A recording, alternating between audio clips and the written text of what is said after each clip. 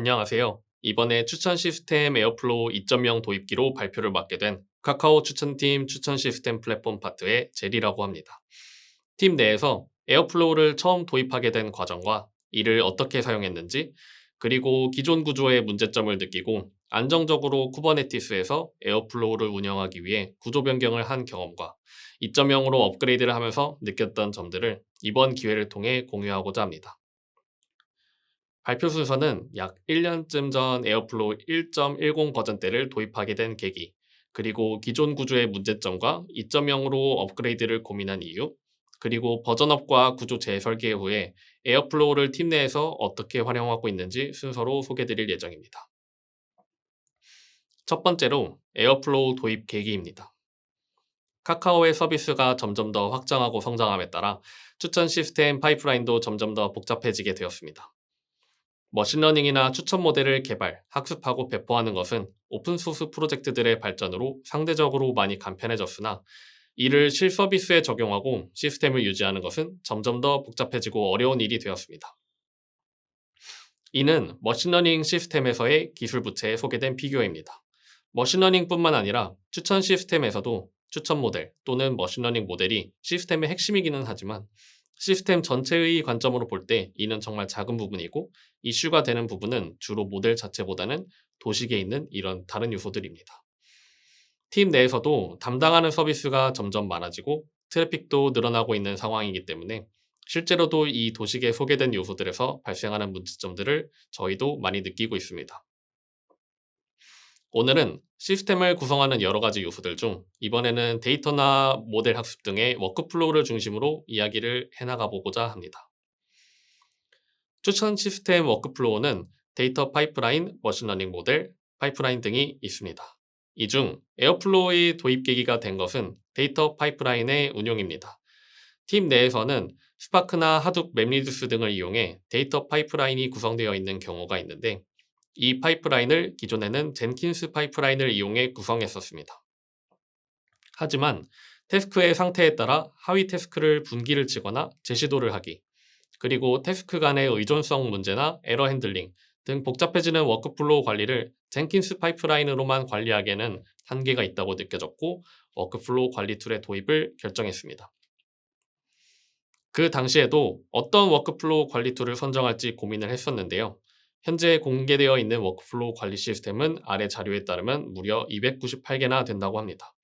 그중 널리 알려지고 주목받고 있는 툴들을 뽑아보자면 스포티파이의 루이지, 아파치 재단의 에어플로우와 우지, 그리고 최근에 주목받기 시작한 클라우드 네이티브 컴퓨팅 재단의 아르고 워크플로우가 있습니다. 그리고 약간은 다른 갈래이지만 MLOps의 부상과 함께 머신러닝 모델 학습, 관리, 배포, 서빙 상황까지 고려된 쿠베플로우도 많은 관심을 받고 있습니다. 다만 이를 선정할 당시에는 데이터 파이프라인 중심의 워크플로우 개선을 목표로 하고 있었기 때문에 쿠베플로우는 고려 대상이 아니었습니다. 당시에 중요하게 생각했던 고려 요소는 주로 운영하는 워크플로우가 스파크나 하이브 같은 하둡 에코시스템을 활용했기 때문에 이를 더욱 간편하게 만들 수 있는 툴이어야 했고 카카오에서 전사적으로 쿠버네티스 기반의 개발, 배포 환경을 구성하고 있고 이에 많은 지원을 해주고 있기 때문에 쿠버네티스 네이티브하게 툴을 안정적으로 구축할 수 있냐는 것이었습니다. 또한 하둡 환경 이외에도 팀에서는 대부분 컨테이너 기반의 파이썬 라이브러리로 추천을 진행하고 있기 때문에 이와 워크플로우 툴과의 접목이 잘 되는 것이 중요했습니다. 그렇기 때문에 구축 사례가 거의 없는 루이지와 하둡 환경에만 적합한 우지는 제외하고 최종 비교 대상으로는 에어플로우와 아르고 워크플로우를 선택했었습니다. 에어플로우와 아르고 워크플로우의 몇 가지 특징을 비교한 표입니다. 에어플로우와 아르고의 뚜렷한 차이점은 아르고는 워크플로우를 관리하는 핵심 컴포넌트인 스케줄러, 그리고 메타데이터 저장소를 별도로 구축해 사용하는 것이 아닌 쿠버네티스 컴포넌트인 쿠베 스케줄러와 etcd를 그대로 사용한다는 것입니다. 반면에 에어플로우는 자체 구현한 스케줄러를 사용하고 메타데이터 저장소로 포스트그레SQL이나 MySQL 등을 사용한다는 것입니다. 워크플로우를 구성하는 핵심 요소는 방향이 있는 비순환 그래프, 즉 대그라고 볼 수 있습니다. 에어플로우는 대그 작성을 파이썬 스크립트로 하고 아르고는 야문을 사용한다는 특징이 있습니다. 누구나 쉽게 워크플로우를 작성하고 이를 팀 라이브러리랑 접목할 수 있으며 그 자유도가 높아야 한다는 점을 중요하게 생각했기 때문에 파이썬을 사용하는 에어플로우가 언어 관점에서는 더욱 적합하게 느껴졌습니다. 다음은 태스크 간 모델, 데이터 전달에 관련된 이야기입니다. 두 개의 시스템에서 각각의 작업 단위는 각각의 팟으로 격리가 되어 있기 때문에 한 태스크에서 생성된 결과물을 다음 태스크, 다른 팟에 전달하려면 별도의 방법을 사용해야 합니다. 에어플로우의 경우에는 엑스컴이라는 인터페이스를 이용해 태스크 간 직렬화된 객체나 제이슨을 공유하는데 큰 데이터를 전송하지 못한다는 단점이 있습니다. 아르고는 아티팩토리라는 저장소나 민IO와 같은 S3 API를 지원하는 저장소, 그리고 하둡 파일 시스템 등 저장소로 활용할 수 있도록 되어 있다는 장점이 있습니다. 다음은 서드파티 플러그인에 대한 비교입니다. 아르고의 경우에는 순수 컨테이너 기반의 워크플로우 구성 툴이기 때문에 각각의 태스크에 적합한 컨테이너를 모두 준비해 주어야 한다는 단점이 있습니다. 하지만 에어플로우의 경우에는 DB에 쿼리를 날린다거나 하이브, 스파크 같은 하둡과 관련된 잡이나 쿼리 제출 등의 기능을 별도로 컨테이너화에 구현할 필요 없이 에어플로우 패키지로 포함해 쉽게 사용할 수 있다는 장점이 있습니다. 그리고 가장 중요하게 생각했던 것은 커뮤니티 파워였습니다. 팀 내에서만 사용할 서비스이기 때문에 빠르게 구축하면서도 안정적으로 운영할 수 있는지에 대한 여부가 중요했는데 사내에도 활발하게 에어플로우를 운영하고 있는 사례들이 많고 아직은 에어플로우가 버그 수정이나 기능 추가들이 긴밀하게 이루어지는 편이라고 판단했기 때문에 에어플로우에 손을 들게 되었습니다.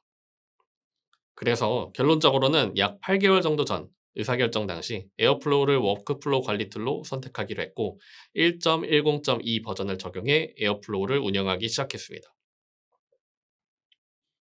에어플로우의 핵심 컴포넌트는 크게 세 가지입니다. 웹서버, 메타데이터 DB, 그리고 스케줄러입니다.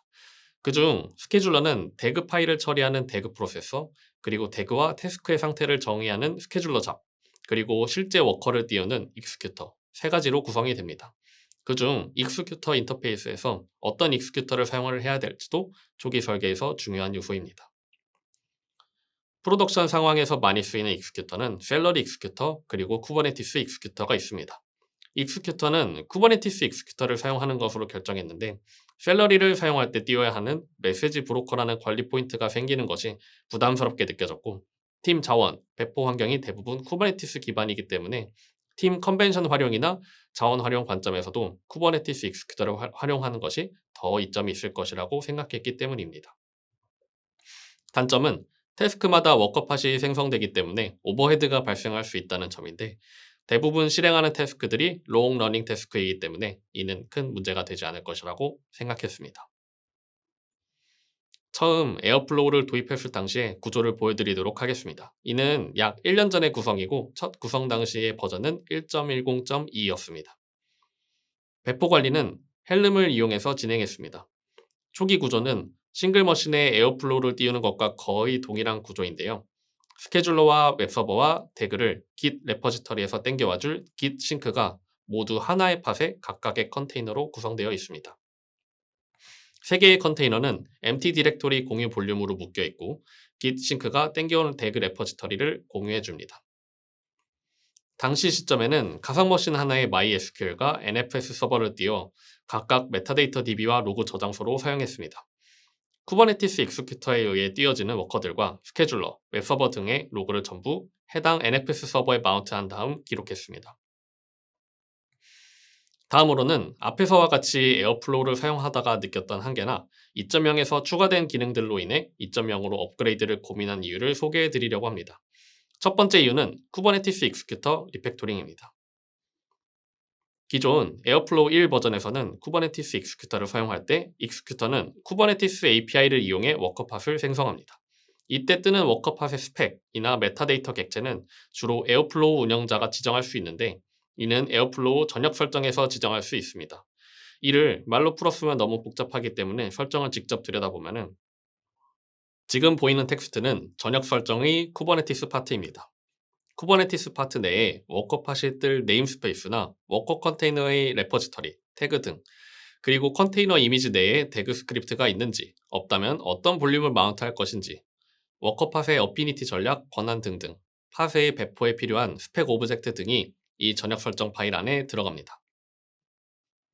이렇게 불러와진 설정들은 에어플로우 내 쿠버네티스 익스큐터 코드 내에서 쿠베 컨피그 클래스 내에 하나하나씩 멤버 변수로 다음과 같이 불러와준 다음에 실제 에어플로우 내부에서 팟 생성을 위해 v1 팟 스펙, 메타데이터 등의 인자로 전달됩니다. 그러면 에어플로우 내부에서 파이썬 쿠버네티스 클라이언트 라이브러리를 이용해 이 인자들을 직접 v1 팟 모델로 전달해 줍니다. 앞에서와 같은 에어플로우 1.0 버전에서의 워커팟을 띄우는 방식은 쿠버네티스 파이썬 클라이언트를 직접 사용할 필요 없이 컨피그 파일이나 태그 내에서 자체 템플릿을 통해서만 전달해야 한다는 특징이 있습니다. 이 방식으로 워커팟의 스펙을 더욱더 쉽게 컨트롤할 수 있다면 이는 큰 장점이 될 수 있으나 결국에는 쿠버네티스 팟 템플릿에 대한 전반적인 이해가 있어야만 워커팟의 스펙을 전달할 수 있고 이는 오히려 직접 야물이나 파이썬 쿠버네티스 API를 사용하는 것보다 유연성이 떨어진다는 단점이 있습니다. 그래서 도입된 기능이 팟 템플릿 파일입니다. 에어플로우 1.10.12부터 이 기능이 실험적으로 등장하였는데 에어플로우 2.0부터는 공식 기능이 되었습니다. 기존에는 워커팟의 스펙을 앞에서와 같이 전역 설정을 통해 전달했다면 이제는 직접 야물을 작성해 정의할 수 있습니다. 이는 기존보다 더 직관적인 구조이며 야물을 직접 작성하기 때문에 더 유연하게 구조를 설계할 수 있습니다. 또한 여러 개의 템플릿을 스케줄러 컨테이너 안에 사전 정의해두고 이를 태그 스크립트 내에서 이 태스크가 사용할 오퍼레이터가 어떤 템플릿을 사용할지도 선택할 수 있습니다. 팟 템플릿 파일의 예시를 한번 살펴보도록 하겠습니다. 팟 템플릿 파일의 예시입니다. 템플릿 파일에서 메인 에어플로우 워커 컨테이너의 이름은 반드시 베이스여야 합니다. 워커 컨테이너가 뜨기 전에 git sync 컨테이너를 init 컨테이너로 띄워서 사전에 태그를 워커 컨테이너에 공유해주고 에어플로우 이미지는 어떤 이미지를 사용할지, 노드 셀렉터, 어피니티, 그리고 어떤 볼륨을 마운트할지 등등을 일반적인 팟 배포 방식과 같이 야물을 통해 정의해 줄 수 있습니다. 하지만 팟 템플릿으로 모든 팟 스펙을 미리 정의해 둘 수는 없습니다. 예를 들면 리소스의 경우가 그렇습니다. A 태스크는 멀티코어 연산 태스크라 코어를 4개, B 태스크는 싱글 코어 연산 태스크라 코어를 1개만 요청하는 경우가 있을 수 있는데 이런 태스크별로 요청되는 리소스 사용량에 따라 매번 팟 템플릿을 생성할 수는 없는 노릇입니다. 이때는 팟 오버라이드라는 기능을 사용할 수 있습니다. 기존 버전 1에서는 리퀘스트 CPU, 리미트 CPU와 같은 에어플로우에서 정의한 요청 방식을 사용해야 했으나 팟 오버라이드 기능을 사용하면 태그 스크립트 내에서 파이썬 쿠버네티스 API를 직접 이용해서 워커의 스펙을 오버라이드 할 수 있습니다. 다음 예시를 한번 확인해 보도록 하겠습니다. 이는 저희가 플러그인에 직접 작성해두고 사용하고 있는 util 함수의 예시입니다. 워커팟의 리소스를 유연하게 태그 내에서 태스크 레벨로 조정하기 위한 함수인데요. 이는 오퍼레이터의 executor config라는 인자의 값으로 들어가게 됩니다. 각각의 의미를 한번 살펴보면 팟 템플릿 파일은 에어플로우 홈 경로에 있는 베이직 템플릿, 야물 파일을 사용을 하겠다는 의미이고 팟 오버라이드는 위 스펙 중에 베이스 컨테이너의 리소스 요청과 한계량을 함수의 입력 값으로 받은 딕셔너리 값으로 수정하겠다는 의미입니다. 이번에는 앞에서 정의한 함수를 실제 태그에 활용하는 예시입니다. 간략한 표현을 위해 TaskFlow API를 사용하였는데요. 오퍼레이터의 executor config라는 인자에 extract task를 수행할 워커팟은 코어를 1개, 메모리 1GB를 요청, transform task를 수행할 워커팟은 코어 2개, 메모리 1GB를 요청하는 경우입니다. 실제로 워커팟의 컨테이너 정보를 확인해 보면 자원 요청량이 잘 반영되어 있는 것을 확인해 볼 수 있습니다. 다음으로 이야기 드릴 것은 스케줄러의 개선점인 멀티 스케줄러와 기존 구조의 문제점에서 비롯된 구조 변경 고민에 관련된 이야기입니다.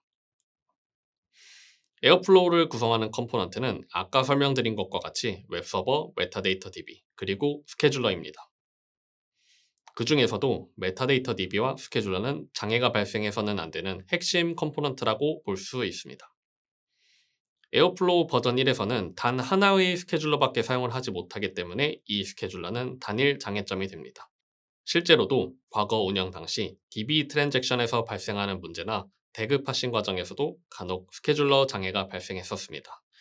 이러한 문제는 버그 패치나 원인 분석 등으로 문제 상황을 예방할 수 있으나 노드 장애 상황이라는 잘 발생하지는 않지만 결국에 언젠가는 발생하는 문제를 피할 수가 없었습니다. 또한 문제 상황에서의 복구 상태나 새 버전을 배포하는 과정에서도 스케줄러가 하나만 있기 때문에 다운타임이 발생할 수밖에 없었습니다. 에어플로우 2.0으로 넘어가야겠다고 생각한 가장 결정적인 요인을 뽑으라면 바로 이것이었는데요. 2.0 버전부터는 위 문제를 해결하기 위해 스케줄러를 고가용성 구조로 구성하는 것이 가능해졌습니다. 1.0 버전에는 그림과 같이 스케줄러를 하나만 사용할 수 있었다고 한다면 2.0부터는 2개 이상의 멀티플 스케줄러를 구성하는 것이 가능해졌습니다. 이 HA 구성은 액티브 스탠바이 구성이 아니라 액티브 구성으로 모든 스케줄러가 항상 활성화된 상태로 대그 파싱, 잡 스케줄링, 그리고 팟 생성을 담당하는 익스큐터 역할까지 수행합니다. 그렇기 때문에 스케줄러가 추가될수록 성능 향상을 기대할 수 있고 롤링 업데이트를 통해 스케줄러를 무중단 배포하는 것도 가능합니다. 어떻게 이런 구성이 가능해지게 되었는지 간략하게 살펴보도록 하겠습니다. 이 스케줄러들은 서로 직접 통신하며 상태를 공유하는 것이 아닌 메타데이터 DB를 쉐어드 큐로 사용하면서 각각 액티브 상태를 유지합니다.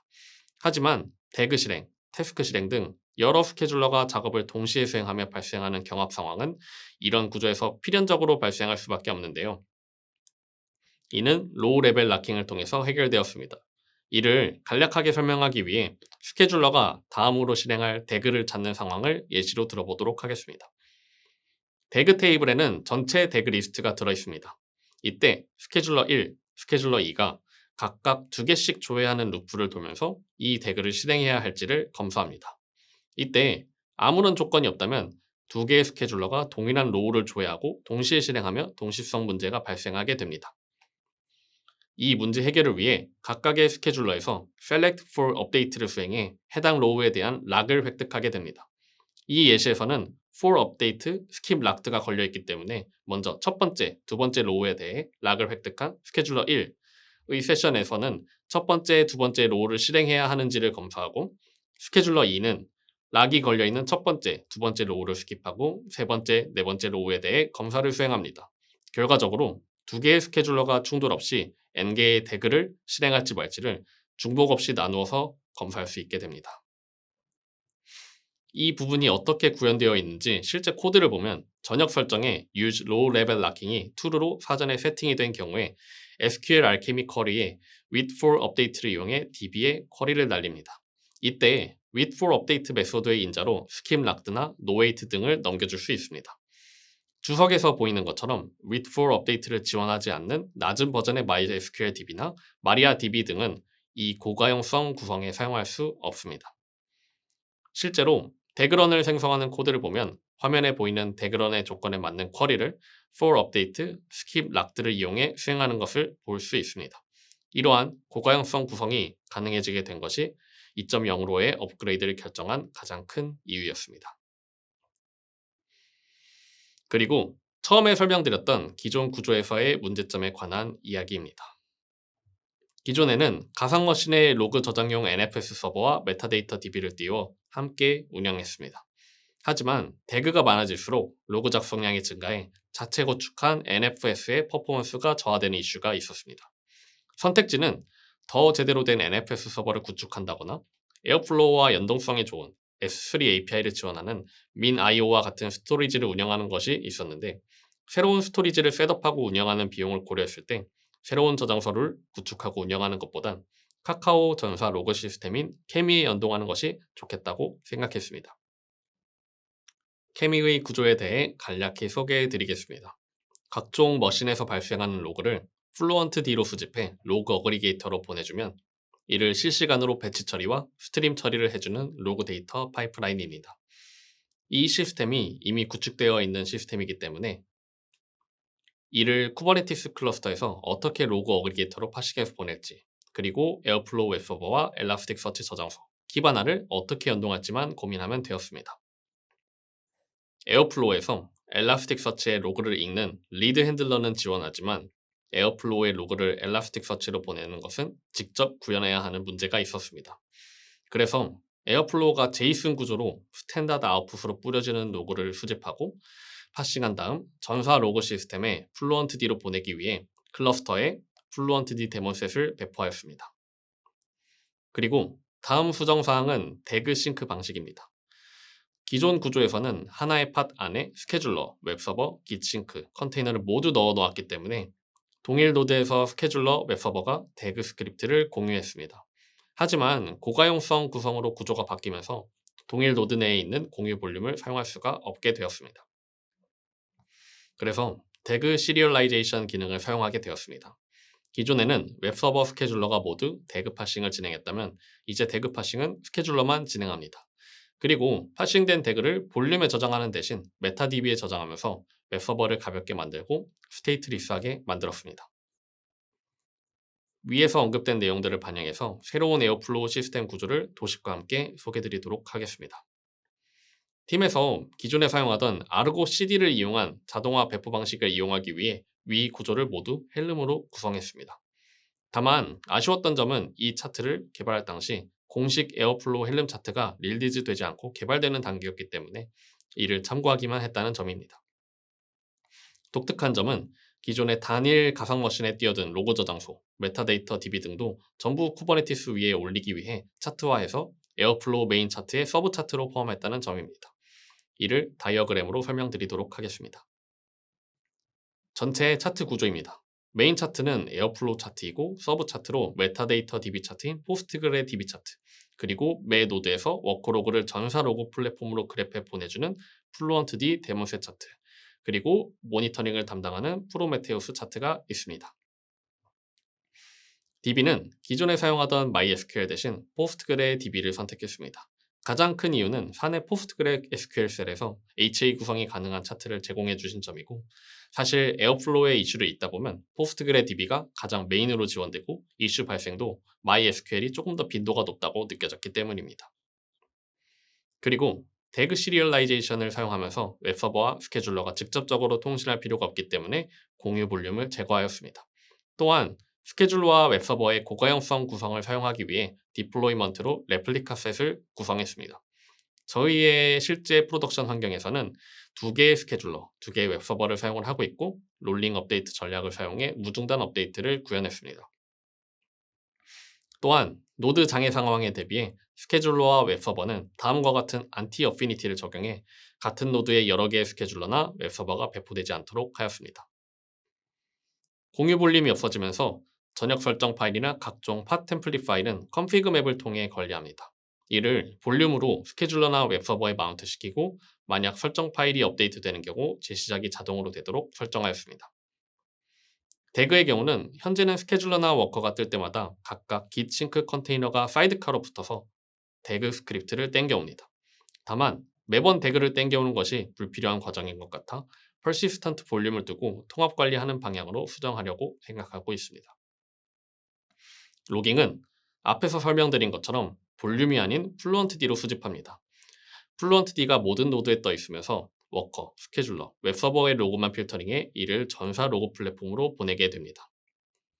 이 로그를 웹서버 UI에서도 직접 확인할 수 있지만 키바나에서도 확인할 수 있도록 전역 설정의 프론트엔드 부분에 키바나 URL과 로그 ID를 템플릿 형식으로 넣어준다면 다음과 같이 엘라스틱서치 로그 확인 창이 활성화되고 이를 키바나에서도 확인할 수 있습니다. 그리고 클라우드 텔레메트리 파트에서 제공해 주시는 올인원 모니터링 차트 또한 서브 차트로 포함하고 있습니다. 프로메테우스로 에어플로우 운영과 관련된 매트릭을 보내기 위해 데이터 소스로 로비누드에서 개발한 에어플로우 프로메테우스 익스포터 플러그인을 사용하고 있습니다. 그리고 이 데이터를 기반으로 그라파나의 대시보드를 구성해 대그 딜레이가 얼마나 밀리는지 등을 모니터링합니다. 다만 에어플로우에서 공식적으로 더 다채로운 지표들을 스탯D를 통해 제공하는 것을 지원하고 있기 때문에 이를 프로메테우스와 연동하는 방향으로 수정하려고 합니다. 그리고 현재 추천팀에서 에어플로우를 어떤 식으로 활용하고 있는지 4가지의 독특한 사례들을 소개하도록 하겠습니다. 사실 대부분의 사용처는 스파크를 활용한 데이터 파이프라인들을 관리하는 데 사용합니다. 추천에 활용되는 데이터는 주로 서비스단의 배치 레이어에서 집계된 데이터나 스피드 레이어를 통해 카프카로 전달되는 스트림 데이터인데요. 이 중 하이브 테이블이나 하둡 파일 시스템 등 배치 레이어에서 집계된 데이터를 추천에 활용하기 위해 재가공하는 데 사용됩니다. 이 과정에서 데이터가 주로 매 시간, 일 단위로 집계가 되는데 직전 시간의 데이터가 언제 집계될지 정확히 예측하는 것이 불가능하기 때문에 파일의 생성 여부를 확인해주는 센서를 활용합니다.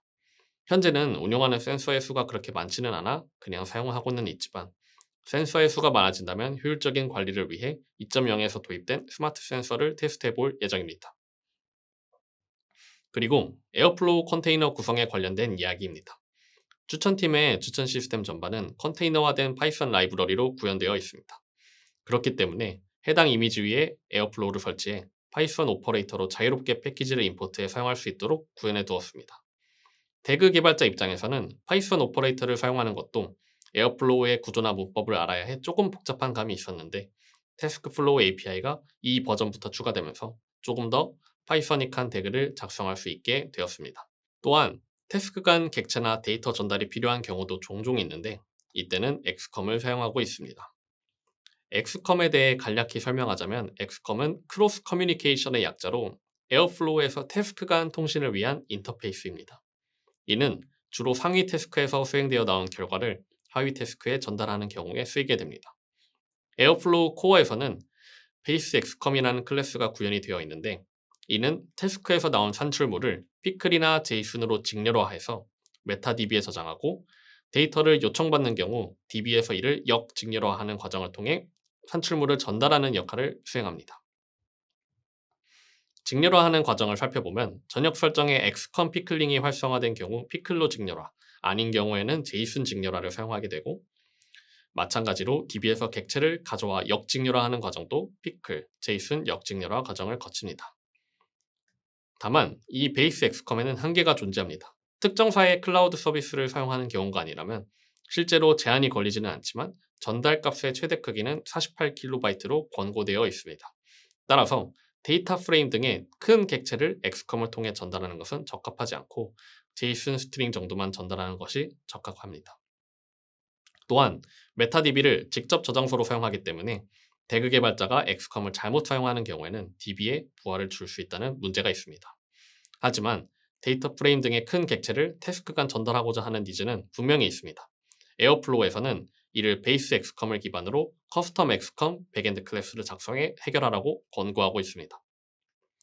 추천팀에서는 큰 사이즈의 객체나 데이터를 태스크 간 전달하기 위해 하둡 파일 시스템을 연동했습니다. 별도의 커스텀 엑스컴을 작성해 연동한 것은 아니고 피처 스토어와 같은 역할을 하는 파이썬 패키지를 구현했는데요.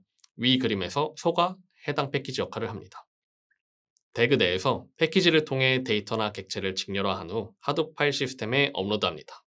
에어플로우 DB와는 별도로 운영되는 모델 메타 DB를 두고 해당 DB에서 객체나 데이터, 모델의 버전을 관리하며 모델을 업로드하는 시점에 최신 N개의 모델만 유지될 수 있도록 모델이나 데이터를 회전시킵니다.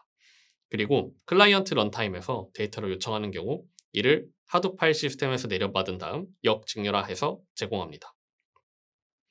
다만 이 모델 관리 프레임워크가 에어플로우와는 별개의 시스템이고 팀 내에서는 익숙한 패키지이기 때문에 작은 사이즈의 제이슨과 같은 값은 기존의 베이스 엑스컴을 이용해 태스크 간에 전달하고 좀 큰 사이즈의 데이터의 경우 해당 패키지를 통해 하드 파일 시스템을 이용해서 관리합니다. 마지막으로 머신러닝 파이프라인에서의 에어플로우입니다. 팀 내에는 GPU 노드로만 구성된 GPU 클러스터가 존재합니다. 에어플로우가 떠있는 클러스터는 CPU 클러스터이기 때문에 CPU 연산은 클러스터 내에서 진행하고 GPU 모델 트레이닝 태스크는 쿠버네티스 팟 오퍼레이터를 이용해 GPU 클러스터의 팟을 생성해 다음 그림과 같이 진행합니다. 하둡 파일 시스템을 사용하는 것의 이점이 극대화된 경우입니다. CPU 클러스터에서 데이터 전처리 등의 가공 작업을 처리 후 이를 하둡 파일 시스템을 통해 GPU 워커에 전달해주면 순전히 GPU를 사용하는 트레이닝 작업만 GPU 클러스터에서 수행해 자원 낭비를 줄이면서 운영의 복잡도를 낮출 수 있었습니다. 클러스터 컨텍스트 인자를 통해 다른 컨텍스트 클러스터의 팟을 배포할 수 있으며 이때 에어플로우의 API가 적절한 권한을 가질 수 있도록 쿠베컨피그 파일을 전달해 주어야 합니다. 이상으로 추천 시스템의 에어플로우 2.0 도입기에 대한 발표를 마치도록 하겠습니다. 들어주셔서 감사합니다.